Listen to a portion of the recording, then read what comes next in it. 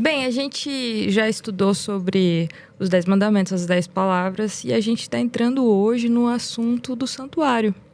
Deus, ele precisa de uma casa, um santuário para quê? Bom, Deus não precisa de casa, né? Que suas introduções, né? Você manda muito bem, né? Uma pergunta assim que você fica, meu Deus, e agora? Né? O que a gente vai fazer? O que a gente fala? Né? Ele só Deus existia. precisa de uma casa. O santuário só existia em Israel ou nas culturas ali Agora ficou vizinhas? Existia algum santuário? Pastor Vini. Logo eu tenho que Reverendo começar. Vini, Só porque a gente zoou, você viu? A gente Verdade, zoou, ela melhorou a gente. pro Vini, foi, né, cara? Foi pro Vini. Obrigado. Não, mas eu vou deixar vocês responderem primeiro. Eu tô de convidado, tô chegando agora. Os mais velhos primeiro também. Os mais velhos primeiro. Não, a ideia de um santuário era algo comum no Antigo Oriente, né? Os povos todos tinham santuários para os seus deuses e todos os santuários eram tripartidos também, o que é algo bem interessante. A gente falar todos é meio generalizado, assim, a maior parte eram santuários tripartidos. No Egito tem bastante, assim. Exatamente. Né? Você tem várias escavações arqueológicas na Palestina, né, que na Bíblia aparece como Canaã e tudo. Esses santuários tripartidos, com uma parte mais externa, uma parte mais interna e uma parte ainda mais interna. E nessa última parte mais interna, onde os deuses ficavam, né, a imagem desses deuses e assim por diante. Então era algo comum, realmente, os santuários. Existe alguma diferença entre os outros santuários de Israel? O que acontecia nos santuários de Israel? Quais eram os principais sacrifícios ou serviços que aconteciam nesse santuário? Olha, você falou de casa, né? Para muitas culturas, o santuário era a casa do Deus, né? Então, Deus, ele habitava ali naquela casa, né? E esse é um conceito que a gente não vê na Bíblia hebraica, porque o santuário é um local onde existe um encontro entre Deus e o homem, mas Deus, ele não habita em santuários feitos por mãos humanas, é o que a Bíblia fala, e ele deixa bem claro isso daí. Então, assim, essa ideia de que é uma casa de Deus, onde Deus vai morar, habitar e tal. É Deus uma tensão, né? Você tem no santuário israelita, né?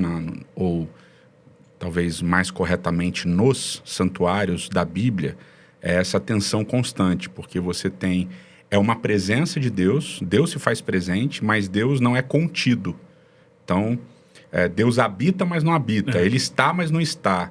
Então, é sempre uma presença tensionada, né? E aí vários teólogos vão trabalhar essa ideia dessa presença tensionada. Não, é uma presença especial, né? Deus está presente em tudo. Deus como é que é a Mas expressão? a densa presença dele ali onipresente, ele né? está presente em todos os lugares, ao mesmo tempo, mas ele também está lá, especialmente presente nesse santuário. Então, é uma tensão essa construção, né? E a presença é talvez o elemento mais importante da ideia do santuário bíblico, né? Deus estar presente, porque no santuário pós-exílico, que a gente ainda vai chegar lá, eu já estou dando um spoiler, né, Akelda? Mas no santuário pós-exílico você não tem essa presença de Deus. E aí as pessoas olham e choram, né? Os que conheciam o santuário de Salomão e tal, o templo de Salomão, eles olham e choram, porque não tem a presença de Deus, né? E a presença de Deus, inclusive, no santuário mosaico, era visível, né? Exatamente. Então, isso é uma coisa que a Bíblia deixa muito clara. Deus estava ali e se via a presença de Deus ali, sabe? Era uma coisa pirotécnica, assim, né? Mas tem tradições judaicas bem interessantes, né? Dos desenhos. Tem os vitrais. Caraca, agora eu esqueci o nome dele. Caramba, eu tenho a Bíblia dele em casa, mas enfim, é um artista judeu. Caramba, esqueci mesmo. O Hugo tem esse livro. Né? Ele fez, inclusive, no hospital, acho que de Tel Aviv, Jerusalém, tem vários vitrais e tal, ele que fez todos e tal. No museu lá de Israel tem um vitral dele também. Mas, enfim, ele segue várias tradições rabínicas para fazer desenhos da Bíblia, ou sobre os textos da Bíblia, e tem uma das tradições judaicas que nesse santuário do deserto você tinha um fecho de luz assim que ia que vinha do céu até o santuário e que, né, se espalhava e tal quando tinha uma manifestação especial de Deus, né, como se fosse tipo um lance meio Star Wars assim, né, tipo o facho de luz da Estrela da Morte, que sai da Estrela da Morte e destrói os planetas e tal. E aí é como se fosse esse raio de luz que sai do céu e acaba no santuário, mas aí não tem destruição, tem só a presença de Deus. Aí ele tem um desses desenhos, é bem legal. Vou até pesquisar aqui, que é Chagall. Isso, Marc Chagall. Isso, eu estava até tentando lembrar o nome, é Chagall. É Chagall. Eu já vi esses vitrais dele. Muito bom. Então, pensando, né, sobre Israel, parece que a vida de Israel ela girava em torno do santuário, né? Existia uma determinada liturgia que sempre acontecia. Então, a gente tem ali o sacrifício contínuo, que era feito de manhã à tarde, que era a morte de um cordeiro ali de 2 anos, né? E você vai ter a manutenção desse santuário também, que, enfim, os sacerdotes tinham que manter ali o candelabro, as luzes não podiam se apagar, então deveriam de colocar o azeite ali, trocar os pães da preposição. E tem também alguns dias, o Yom Kippur, que é um dia especial. O que acontecia nesse dia? O que acontecia de diferente? E afinal, qualquer pessoa que fosse de Israel poderia chegar nesse santuário, ou não eram todas as pessoas que podiam chegar? Como que era o acesso a esse santuário? Vai lá. Eu vou comentar. Não, eu acho que é importante a gente começar a construção, né, do contexto, né? O contexto em que a ordem do santuário é dada. Apesar de você ter uma discussão sobre se ela foi dada imediatamente nesse contexto ou não, porque tem toda a ideia de que o santuário foi dado depois do pecado do bezerro de ouro e tal, papá. Mas no texto, as coisas, na ordem que o texto se apresenta, os manuscritos se apresentam, não é bem essa. A ordem é, logo após as leis, várias leis, né, incluindo as 10 palavras, você tem o povo aceitando essa aliança, então o sangue é aspergido sobre o povo ali no final de Êxodo 24. E aí Moisés e os anciãos sobem, tem aquela cena que é uma das cenas que eu acho mais perfeitas em toda a Bíblia, que a galera sobe, e aí Deus prepara uma mesa e Deus oferece um banquete, e eles comem, diz o texto, na presença de Deus. Eu acho esse texto, extraordinário. E aí depois eles descem. E aí quando eles descem, já no capítulo 25 já começa falando do santuário. Né? Entendeu? Então parece que as duas coisas estão meio que conectadas automaticamente, né? Esse é o contexto em que o santuário é dado. E aí tem os 2 versos, que são os versos principais aqui em Êxodo, que é Êxodo 25. Vamos ver se eu consigo ler, né? Êxodo 25, verso 8 e 9, que eu estou precisando fazer meu óculos. Quer que leia aqui? É bom. 8 e 9? Verso 8 e 9, tá difícil. E farão um santuário para mim e eu habitarei no meio deles. Façam tudo como eu lhe mostrar, conforme o modelo do tabernáculo e cada utensílio. Então aí no hebraico é Ve'asuli Mikdash. E farão para mim Mikdash, um santuário. Então, eu sempre gosto de pontuar esse ponto, que é e farão para mim. Então o santuário não tem a ver diretamente com o povo. O santuário tem a ver com Deus, é para ele. O santuário é para ele. E é um Mikdash. E aí vem aquela tensão que a gente estava falando agora. É um Mikdash, é um lugar separado. É um lugar kadosh, é um lugar santo. Então, esse separado é porque ele é igual, ou seja, a presença de Deus é igual em todo lugar, mas ali é uma presença especial diferente, tá? Então, Ve'asuli Mikdash, Ve'sahanti Betoram, e habitarei no meio deles. Aí é o verbo sakan. Então, eu vou fazer uma tenda no meio deles, né? Ou entre eles. E as duas traduções são possíveis, né? Se você considerar a preposição B, as duas são possíveis. Porque o santuário ficava no meio do acampamento do povo, né? Ou seja, entre eles, e também ficava no meio deles. Então tem todo esse contexto, e além da possibilidade do dentro deles, né? Sim. Então todas essas possibilidades estão presentes. E no verso 9, diz que eles vão fazer tudo como modelo que eu vou mostrar. E é a palavra tavnit, que também é uma palavra muito difícil de você entender.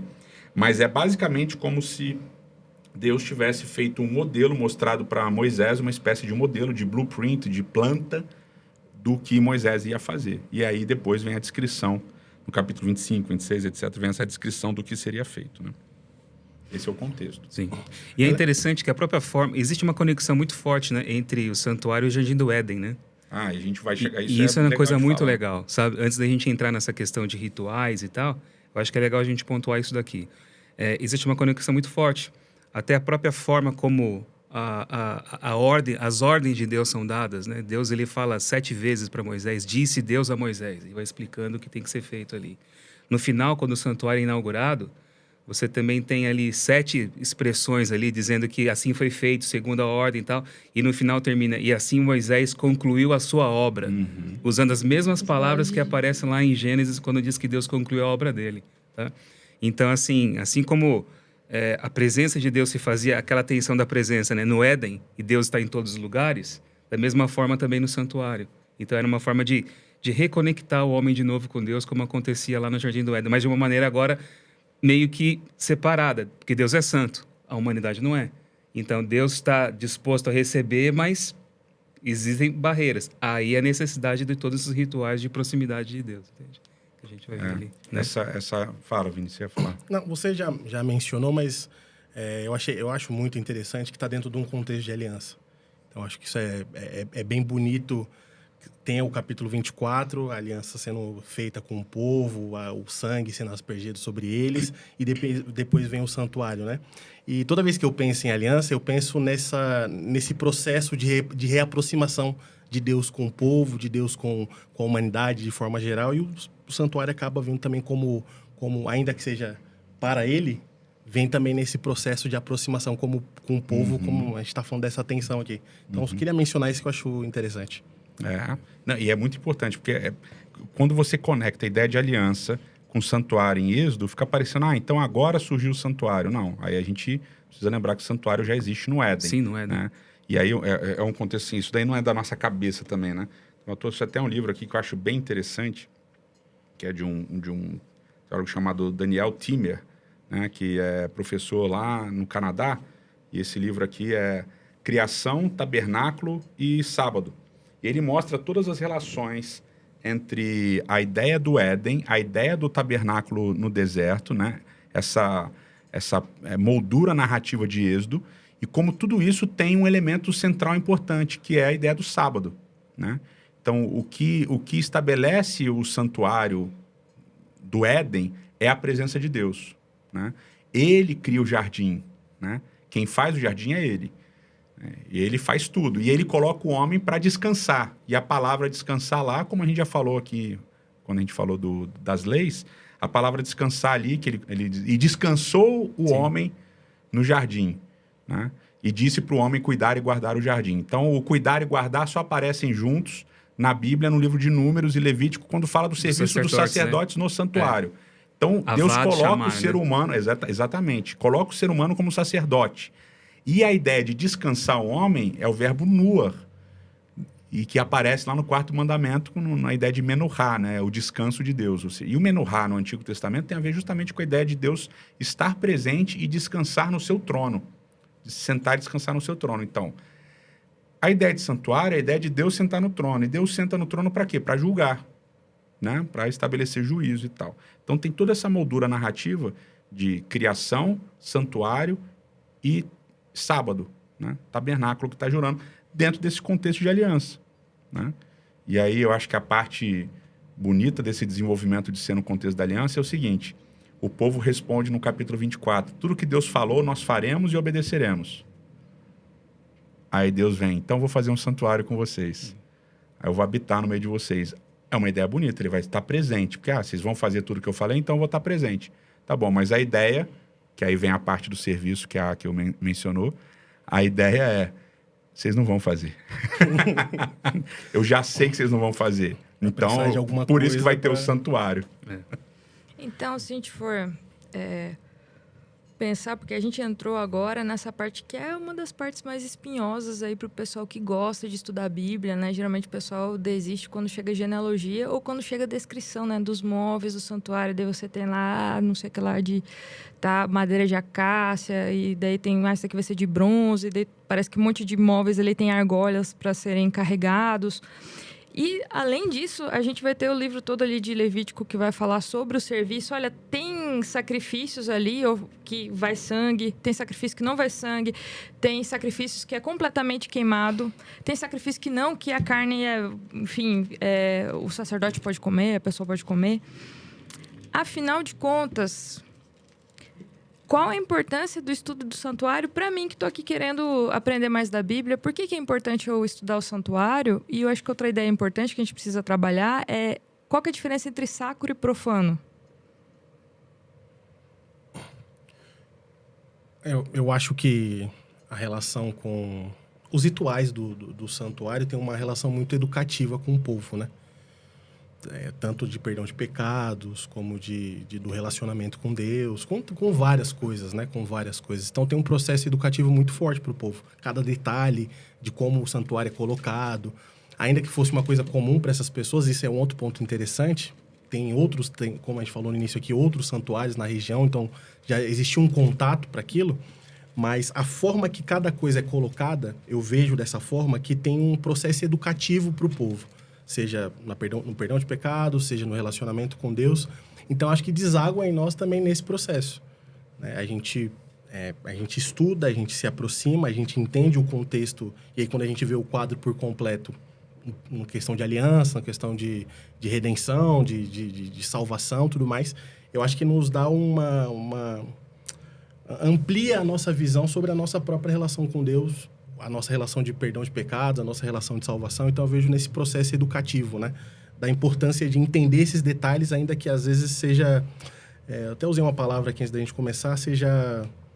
não vou lembrar a palavra, mas é bem cansativo, né? Você vê várias coisas. Eu esqueci a palavra. Mas eu acho que eu tenho um TDAHzinho forte. Eu tô esquecendo tudo já, eu tô nessa fase. Mas o TDAH é forte, então... Eu acho, né? Então... Uma vez eu esqueci a palavra macio e falei molinho, elogiando a Vanessa. Falei, sua pele é tão molinha. Molinha. Interpretar de outra forma. Aí eu tomei uma bronca dela, entendeu? Mas isso foi horrível. Então. Mas eu esqueci a palavra macia, entendeu? E a palavra que eu esqueci não é tão ruim assim. Enfim. Mas é exaustivo. Você vai lendo e você vai vendo vários detalhes. E aí, eu, por exemplo, com TDAH, esqueço completamente. No final, já nem lembro mais o que estava no início. Mas tem esse processo educativo que eu acho que nos ensina, nos mostra, e é isso. Muito bem, muito interessante. Reverendo Vini, eu me sinto abençoada com as suas palavras sempre. É verdade, sempre me converto. Qual a diferença entre sacro e profano? Mas, Aquildan, você só faz pergunta? Claro. Não, você tem que comentar também. Você não está entrevistando a gente aqui, né? Virou entrevista, Aquildan. Mas, enfim. Você é boa, cara. Olha só. Acho que quando a gente pensa que a vida de Israel girava em torno do santuário. Então, quando um bebê nascia, ia para o santuário lá, você fazia... depois de 8 dias, você tem a circuncisão, que acontece ali.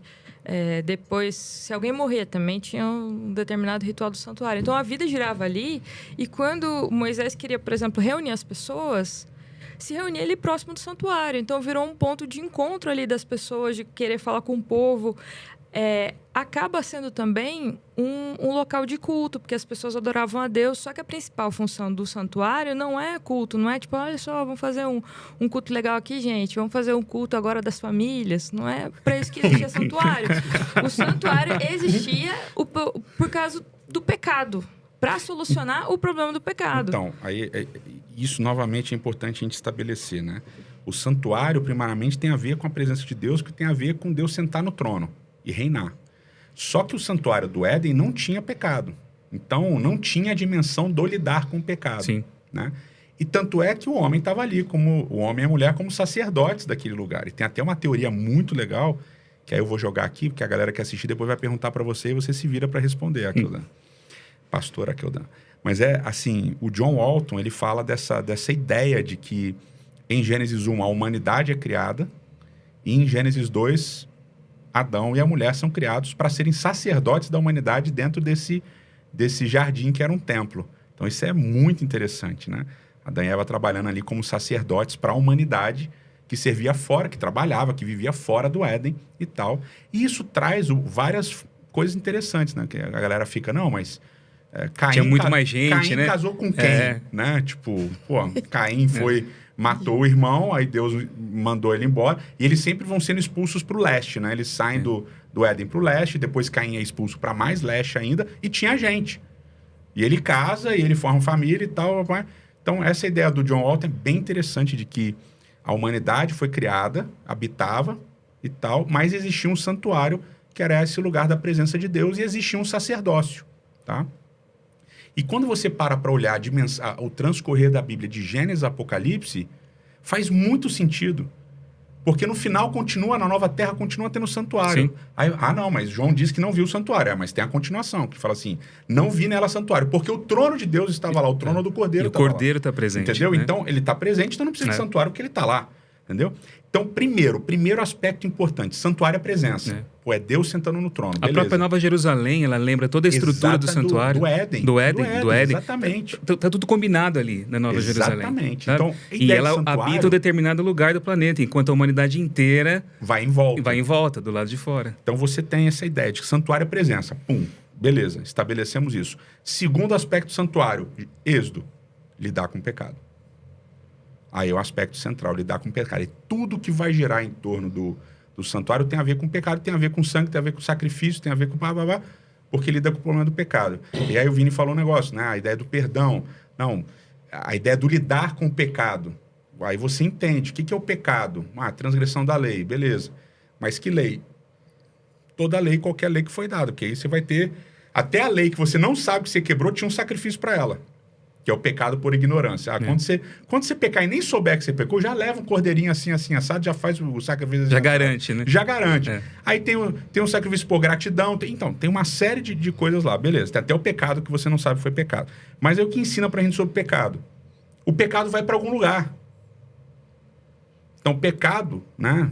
Vou colocar aqui porque é educativo, como você falou, é simbólico. O pecado vai de você pro cordeiro. Ele vai sendo transferido, né? E do cordeiro pro santuário. Ideia exatamente. E depois ele vai embora do santuário. Ele é jogado fora.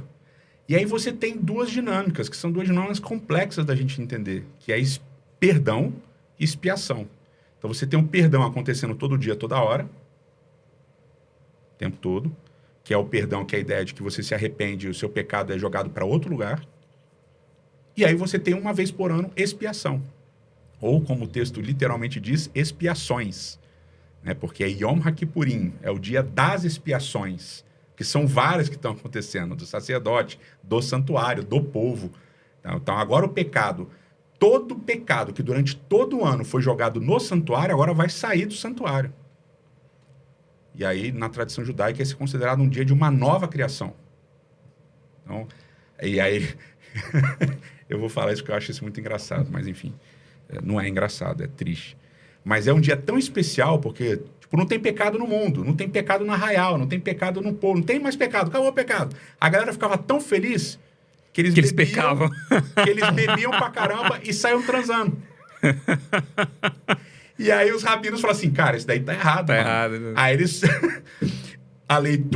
uma das leituras do Yom Kippur, no dia da expiação, no sábado, no Yom Kippur da expiação à tarde, porque é um sábado ritual, é uma leitura de Levítico que fala dos pecados sexuais. É tipo uma parada assim, no meio do dia da expiação, não deitarás com a sua cunhada, com o seu não sei o que lá. Aí você fica assim, caramba, do nada no dia da expiação.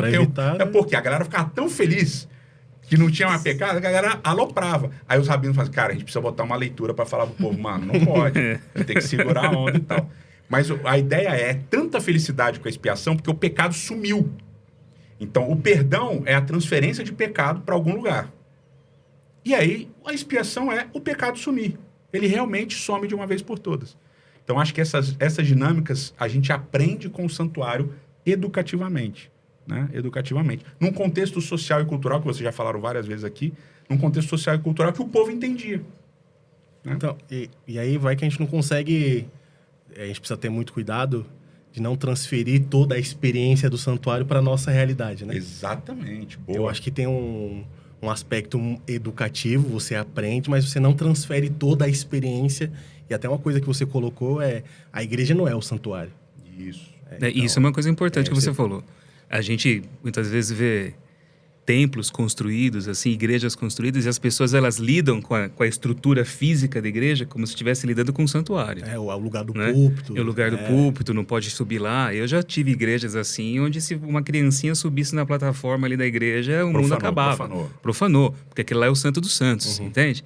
Então, assim, esse é um conceito completamente errado. Isso vai ser introduzido no cristianismo medieval, quando você tem toda uma estrutura que vai ser montada em cima de um sacerdócio, dos templos ali, dando aquela ideia de separação. Aqui você tem a delimitação do profano. Quando você vê as estruturas das cidades da Idade Média, as igrejas colocadas ali, então você tem uma delimitação do profano e do santo. A igreja é o local santo. Ali é o local do santuário, sabe?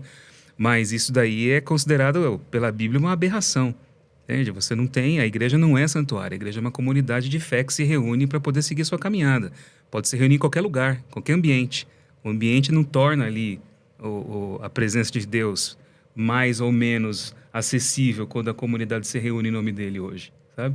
Então a gente tem que saber colocar muito bem essa diferença, porque é muito comum hoje em dia a gente ver em várias igrejas campanhas sendo feitas, as mais diversas, campanha de dízimo, de oferta, do que seja, baseada nas leis aqui do santuário, baseada em tudo isso e querendo colocar para as pessoas aquele conceito de que se você não der, não tem a bênção.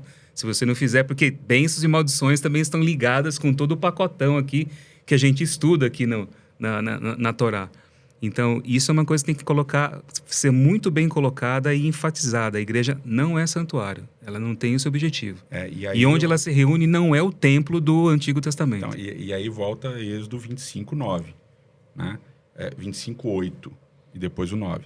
O 8 diz, e farão para mim. Então, o santuário é para Deus por quê? Porque é Deus que lida com o problema do pecado. Sim.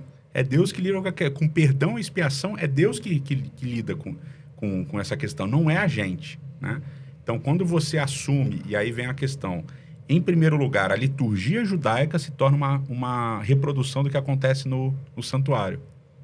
Porque com a destruição do templo salomônico, o povo vai para o exílio, aí começa o que a gente chama de serviço da sinagoga. Aí começa o serviço da sinagoga, e esse serviço da sinagoga, liturgicamente, ele visa substituir a ideia da liturgia do santuário. E aí depois vem a substituição espacial, que já é com a igreja cristã. Sim. Com a ideia de que a igreja é o santuário. É. Então, primeiro a liturgia é a repetição da liturgia do santuário. Então, tem até os momentos das orações, né, da Amidá e tudo. Aí você vai falar do Corban, né? E aí isso é um negócio legal de lembrar. Palavra para sacrifício, né? Depois a gente retoma isso daí. Agora me perdi porque eu ia falar de Corban, eu esqueci o que eu estava falando. Mas é isso, a gente não pode, tá vendo? Eu tô ficando velho, eu tô me confundindo todo. Palavra, esqueço o que eu estava falando. Da liturgia. Da liturgia da sinagoga. Aí tem esse negócio, né, que a gente cresceu ouvindo, né? Eu cresci ouvindo, né? Não, a música do santuário, a música do templo. Era uma música antifonal. Não sei o que. Meu amigo, dentro do templo não tinha música, dentro do templo não tinha nada. Não tinha nada, é que tá. Não tinha nada. Não tinha nada. Só tinha o que rolava era do lado de fora. Só tinha um serviço de sacrifício, não sei o que lá. O que acontecia, tudo era no pátio. Não era nem no pátio externo, era no pátio fora do pátio externo. Porque você tinha um pátio externo, onde estava o altar de sacrifício, e a pia, né, de bronze e tal. Aí você tinha um lugar santo, aí você tinha um lugar santíssimo. E fora desse pátio, lugar santo, lugar santíssimo, aí tinha um pátio em que as pessoas se reuniam, como a Keldan falou. Aí, nesse pátio aqui, rolava música, rolava reunião, né? Rolava festa, né? Rolava tudo nesse lugar, lá fora. Aí você fala, da música e tal. Aí tem um autor, que aí só porque eu ia falar, eu esqueci, viu? Que é o Ezequiel Kaufmann. O Ezequiel Kaufmann, ele fala um negócio muito interessante, fala assim, que a algazarra do povo fora dos portões do templo contrastava com o silêncio do serviço de dentro do santuário. Né? Então, por quê? Porque dentro do santuário não tinha nada. É fora do santuário. Então, não tem música do santuário, não tem púlpito do santuário, não tem... sermão dentro do santuário. Não tem sermão dentro do santuário, não tem nada. Porque dentro do santuário gera diversas tensões com uma relação muito distante. Né? Que não faz sentido. Aí você transfere para o pastor a ideia do sacerdote. Ah, não, você é sacerdote. Aí... pastor, isso é pecado? Aí o pastor vai determinar o que é pecado e o que não é pecado. Porque ele é o sacerdote. Aí o pastor perdoa não pecados.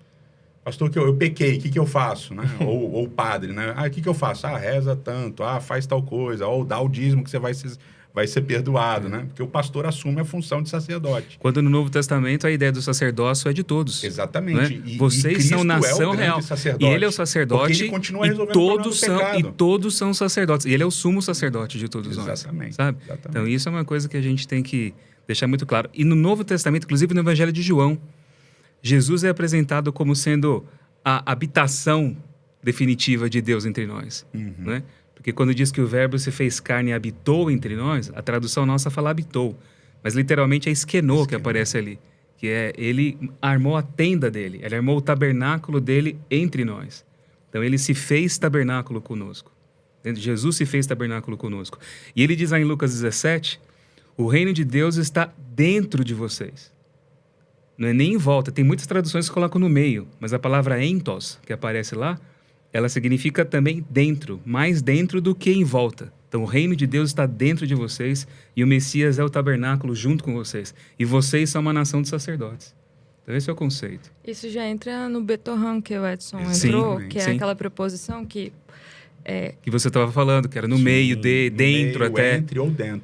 E você vê isso é o no B. Novo Testamento, o entos. Né? E o esquené é o verbo que é usado na Septuaginta para traduzir sacan, Sim, né? Que é o verbo fazer a tenda que aparece lá que em aparece em Êxodo 25. 8. Né?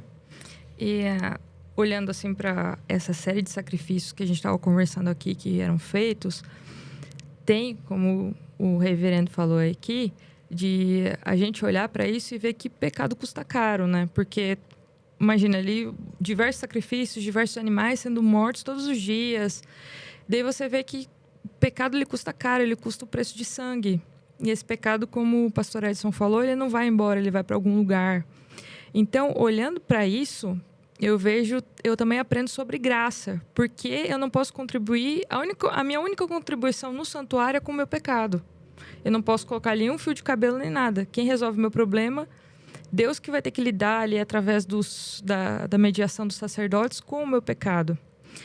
E agora, também olhando para quem era Israel, a gente falou aqui de Jardim do Éden, né? Mas Israel era um povo separado. Então, entre toda a terra tem um povo separado que é Israel. Entre Israel tem uma tribo que era separada, que era a tribo de Levi. Entre a tribo de Levi tem a família de Arão, que era também uma tribo separada. E daí, se a gente for olhar para a questão espacial, a gente tem o santuário, que daí tinha a parte santa e daí tem a parte santíssima. Então, parece que a gente vai cada vez mais afunilando, né? E quando a gente olha, tem o Yom Kippur, que é o dia que o sacerdote, era o único dia do ano que o sacerdote entrava no Santíssimo, que era a parte mais restrita ali, que ninguém entrava, era uma vez por ano que ele entrava, e era só o sumo sacerdote que entrava. Por que tanto exclusivismo? Por que só ele podia entrar? Por que só o sumo sacerdote tinha acesso ao santo? Afinal, o que é santo, o que é profano? Eu, por exemplo, vim com esmalte gospel rosa de Saron, porque eu procuro fazer... Você procura santidade. Santa. É você verdade. procura santidade. Então, eu só uso esmaltes gospels. Você podia O abrir uma pessoal marca. sempre me ajuda. Você podia abrir uma marca de esmalte. O pessoal sempre me ajuda a escolher. Então, afinal, o que é santo, o que é profano e por que tanto exclusivismo? Porque só uma pessoa podia chegar assim tão perto da Shekhinah, né, que é a presença de Deus. Eu amo sua mente aqui, né? Você sai do santo dos santos para rosa de Saron, tá? Do esmalte. Eu acho maravilhoso. É. E aí? Uma pergunta aí, E aí? você tem E aí? que responder aí. Eu vou até beber água, porque eu vim aqui para perguntar mesmo. Vocês estão isso? Esperando você falar, Vini. Vai lá, Vini. Eu tô tímido aqui na presença de vocês. Que isso? Não Fala pra fique, você, cara. não, jamais. Você é santo dos santos. Enfim, eu acho que tem uma coisa que eu tava pensando quando eu tava vindo para cá, e eu acho que até acaba retornando um pouco do que eu falei, é a gente tentar não pensar de uma forma anacrônica em relação ao santuário, né? Tipo, é o que a gente acabou de comentar aqui em relação à igreja e tudo mais. E eu acho que esse ponto também tem um fator disso aí. O propósito do santuário, ele é tão específico da habitação de Deus e de Deus lidar com o pecado e de ser esse processo da aliança que eu vejo, que eu acredito que precisava ser uma coisa muito específica para esse ponto, né? De exclusividade, de uma pessoa, só o sumo sacerdote de poder acessar esse espaço, né? Não sei se eu estou falando besteira, né? Mas eu acredito que o serviço que era necessário ser feito por ser algo tão especial em relação a Deus precisava dessa coisa específica, né? Agora, quando a gente vai olhar sobre a possibilidade de sacrificar, da possibilidade de poder fazer parte disso, eu acredito que gera uma abertura para outras pessoas, né? Mas eu não sei o quanto que eu tô falando Não, de besteira. 100% no que você tá Mas falando. eu acho que, como você falou, do problema do pecado ser um problema sério e grave, quem lida com isso é Deus, não poderia ser uma intermediação com todo o povo. Mas precisava ser a intermediação do sumo sacerdote para esse Até processo. porque o pecado é excludente, né? Isso, da presença de isso. Deus. Por isso você precisa da figura do sacerdote. Só que esse conceito de profano é uma coisa que a gente tem que ter muito cuidado, porque assim, quando você começa a pensar o seguinte, que tudo aquilo ligado à esfera da santidade, que acontece dentro de um espaço consagrado para aquilo, então a vida inteira é profana. Então eu vivo a vida na profanidade, eu chego ali naquele momento, e aquele momento que eu faço o rito, eu tô beleza. Aí eu volto para a vida profana, entende? Então, esse é o conceito que muita gente tem, sabe? Quando a gente lê o livro de Levítico, a gente percebe que a ênfase é que a santidade seja praticada na vida, de uma maneira constante, entende? O pecado existe, o problema do pecado está aí, mas a ênfase é que você dedique a sua vida à santidade a Deus, porque a vida inteira, não tem esse negócio de, como você mesmo falou, né? A vida espiritual, sabe? A vida, tudo está ligado com Deus. Deus permeia toda a realidade da vida, todas as partes da existência. Então, isso é uma verdade que a gente vê sendo colocada ali. E quando a gente coloca, assim, também, essa limitação, né? Quer dizer, isso aqui eu tô, como eu falei, eu tô aqui na profanidade, tô aqui na santidade. Então, eu faço incursões aqui e volto para cá.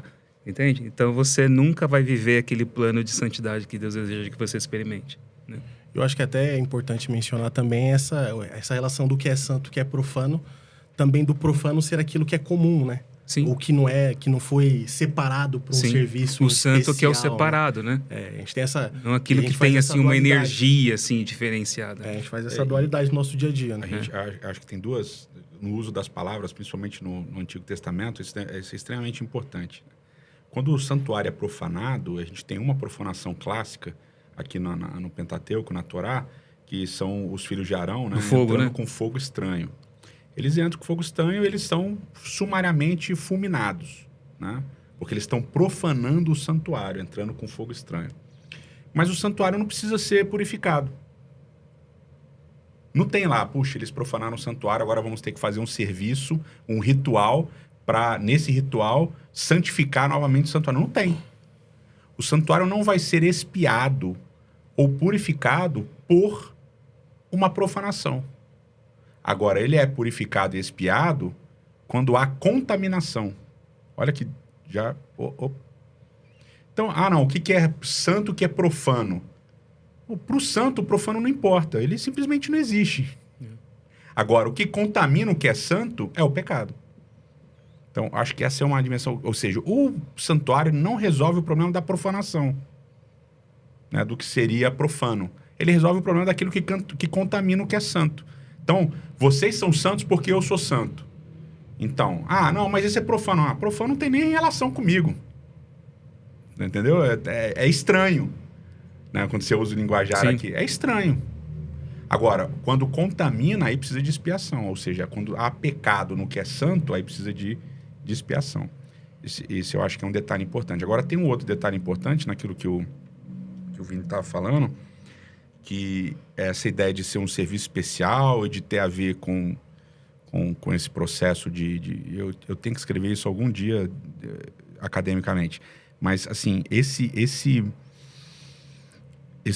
essa educação, ela passa também por essa ideia de quem chega até onde e quem faz o quê. Então, que eu falou do afunilamento, né? Você estava falando pensando nisso, né? Uhum. De chegar nesse lugar do altar de sacrifício, né? Sim. Então, aí você tem essa afunilação. Então, quem pode chegar na porta do templo? Todo mundo.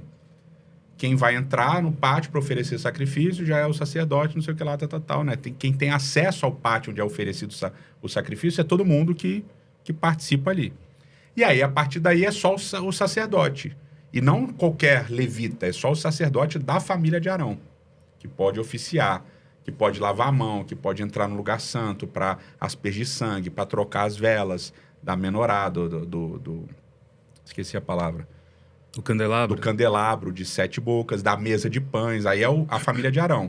E só Arão que podia entrar no Santo dos Santos. Ali a gente está falando, obviamente, aqui de Êxodo e tal. Uma vez por ano ele entrava no Santo dos Santos e tal, para aspergir o sangue sobre a Arca da Aliança. Então a gente tem todo mundo entrando até o altar de sacrifício, e a partir do altar de sacrifício para frente, só sacerdote, e no lugar santo dos santos, só o sumo sacerdote. Mas aí quando você vai para a inauguração do santuário, para todo o serviço que vai ser descrito, então lá em Êxodo capítulo 29, fala da consagração dos sacerdotes, E no finalzinho de Êxodo 29, ele diz assim, a partir do finalzinho não, né? No verso 35, ele diz assim, ó: para a ordenação de Arão e seus filhos, faça durante 7 dias tudo o que lhe mandei, sacrifique o novilho um dia por dia pelo pecado, fazer provação, purifique o altar e unja-o para o consagrá-lo. Verso 37, durante 7 dias faça propiação pelo altar, consagrando, então o altar será santo dos santos. E tudo que nele tocar será santo. Então, quando ele vai descrever todos os móveis do santuário, nenhum outro móvel do santuário confere santidade a nada. Não existe nenhum móvel do santuário que confira santidade a alguma coisa. Nem a Arca da Aliança confere santidade. A única coisa que confere santidade, o único móvel do santuário que confere santidade é o altar de sacrifício. Então aí você já tem Mas óbvio, porque todo serviço que acontece no santuário precisa passar pelo altar de sacrifício. Então, quando o altar é inaugurado, né, lá em Levítico, tem a festa, tudo, aí diz o texto bíblico que desce fogo do céu e consome acende ali o altar, né? a brasa do altar, e consome o novilho, o sacrifício que tinha sido colocado ali. E, segundo a tradição, esse fogo nunca se apagou. A gente não sabe, mas é o que diz a tradição. E aí você está sempre alimentando aquelas brasas que foram acendidas por Deus. Então, tudo que vai acontecer dentro do lugar santo, que tem a ver com perdão de pecados, porque é a intercessão que o sacerdote vai fazer. Então, como é que funcionava? Tinha um sacrifício, no altar de sacrifício, pegava o sangue, pegava as brasas do altar de sacrifício, entrava no lugar santo, ia no altar de incenso com aquelas brasas, botava aquelas brasas embaixo, pegava o saquinho que estava amarrado aqui no lado do sacerdote, colocava as especiarias em cima do altar de incenso e aspergia, dependendo do sacrifício, aspergia o sangue nas bordas do altar de incenso, subindo incenso, que enchia todo lugar, e também, dependendo do serviço, tal, aspergia na cortina que dividia o santo dos santos. É o santo do santíssimo. E isso era um serviço de intercessão de pecados. Então, tudo que passa pelo altar de sacrifício é o que vai ter função dentro do santuário, vai ter serviço dentro do santuário. Mas o detalhe é que ele chama o altar de sacrifício de Santo dos Santos. Aí você começa o processo educativo, ou seja, na Arca da Aliança, que é o lugar mais interno, só uma pessoa entra uma vez por ano. Mas no altar de sacrifício, qualquer um se aproxima qualquer dia do ano. Então você tem o santuário começando no Santo dos Santos e terminando no Santo dos Santos. Né? Porque o altar é Santo dos Santos. E você tem apenas esse móvel, que é o mais externo de todos, conferindo santidade. Nenhum outro transfere. Ou seja, todos têm acesso ao único móvel que transfere santidade. Todos têm acesso ao único móvel, que é o mais externo, que é Santo dos Santos. Ou seja, todos têm acesso ao Santo dos Santos e só uma pessoa tem acesso ao Santo dos Santos. E a gente só vai entender a dimensão educativa disso no livro de Hebreus. Né? Porque é aí no livro de Hebreus que a cortina se abre. Porque até ali ninguém entendia. Nem os discípulos entendiam, nem Paulo entendia. Paulo vai escrever o livro de Hebreus que ele fala assim, a gente acredita, né, que talvez Paulo tenha escrito o livro de Hebreus, tudo, blá, blá, blá. É uma controvérsia e tudo, a gente está aqui tomando uma posição conservadora, tudo bem. Mas assim, aí quando vai se escrever o livro de Hebreus, tem esse descortinar dessa realidade educativa. Aí você vai entender por que só uma pessoa chegava no Santo dos Santos uma vez por ano. Porque essa função representava quem Cristo era. Né? Obviamente que a gente está lendo o Antigo Testamento dessa visão cristã, né? Dessa visão de Cristo ser esse sumo sacerdote. Aí ele é o sacrifício. Ele confere santidade às coisas. Entendeu? Aí ele é o pão de Deus. Ele é a luz do mundo. Ele é a água da vida. Ele é o Evangelho de João é montado, entendeu? Em cima disso. Né? E ele é a lei. Porque ele é maior que a lei. Tudo do santuário ele é. Entendeu? Então, aí você tem esse negócio. Agora faz sentido. Todos se achegam até Cristo. Todos se achegam até Cristo. E Cristo mesmo fala, né? Que os escribas e os fariseus falam assim, mostra-nos o Pai. Não, quem vê a mim, vê o Pai. Então, todos se chegam até Cristo. E Cristo chega até o Pai. Né? Ele revela o Pai. Então, tem essa dinâmica do santuário acontecendo educativamente no santuário acontecendo e sendo encarnada por Cristo. A própria estrutura do Evangelho de João vai trabalhar em cima disso. Como eu falei aqui, citei o primeiro verso, o primeiro capítulo, não é? Que ele é o tabernáculo. Todas essas manifestações que você mencionou da água da vida, pão da vida, Cordeiro de João, Deus, o sacerdote, porque ele é aquele que faz a oração sacerdotal no final, intercedendo por todos os seus discípulos ali. Então, tudo isso no Evangelho de João. Então, ele é a encarnação realmente de tudo aquilo que o santuário representava. E do sacrifício do santuário. E do acesso do santuário a Deus. Né?